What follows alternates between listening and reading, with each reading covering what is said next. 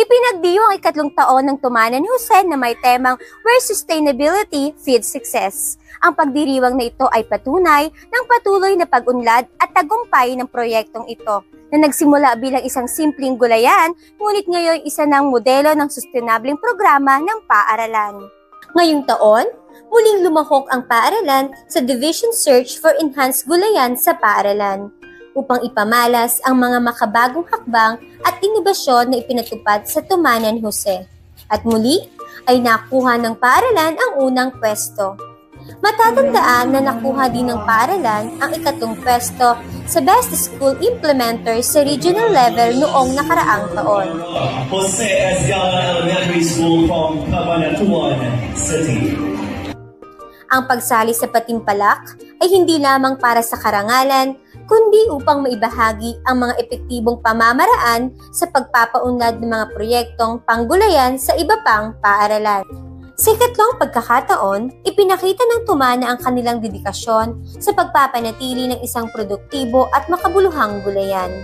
Mas naging maunlad din ng Tumana ngayong taon, kumpara sa mga nagdaang taon dahil sa mga karagdagang pasilidad at proyekto. Isa sa mga pangunahing pagbabago ay ang pagkakaroon ng micro-drip water system na nakatulong ng malaki sa mga epesyenteng pagpapatubig ng mga pananim. Bukod dito, matagumpay ding naitanim ang mga gulay na karaniwang tumutubo lamang sa malamig na lugar, tulad ng repolyo, patatas, red beets, sayote at carrot.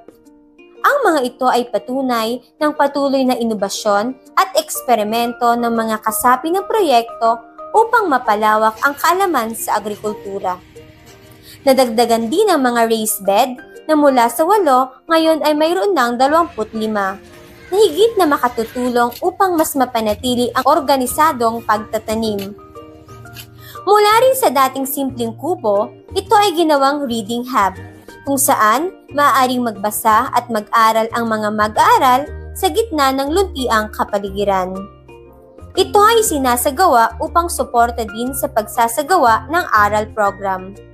Pinagsama rito ang kalikasan at edukasyon upang higit na mahikayat ng mga bata sa pag-aaral.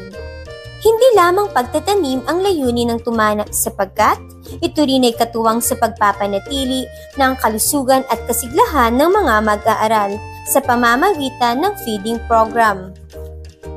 Ang pondong ginagamit sa feeding program ay nagmumula sa profit sharing ng gulayan na may hatian na 50-50 na nagsisilbing pangunahing pinagkukunan ng pondo para sa pagpapatupad ng programa.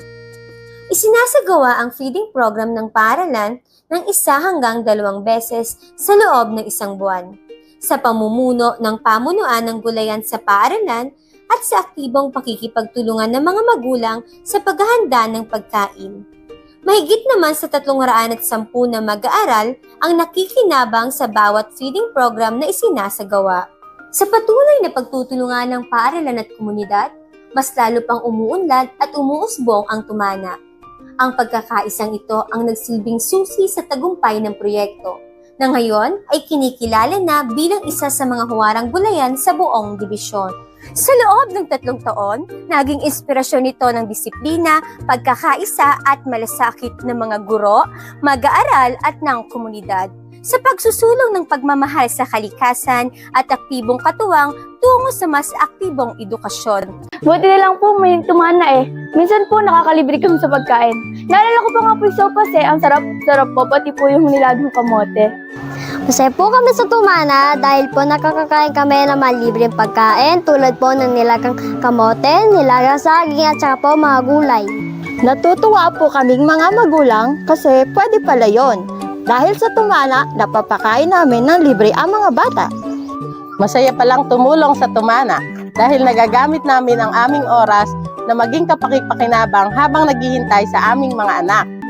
Bilang committee po ng education, ang masasabi ko po sa ating gulayan sa paaralan ay malaking naitutulong po nito sa ating barangay. Tuloy-tuloy po ang aming ginagawang pagsuporta at ang partnership po sa amin po ay nakapagbibigay at nakakapag-supply po ng mga pagkain sa ating mga kabataan.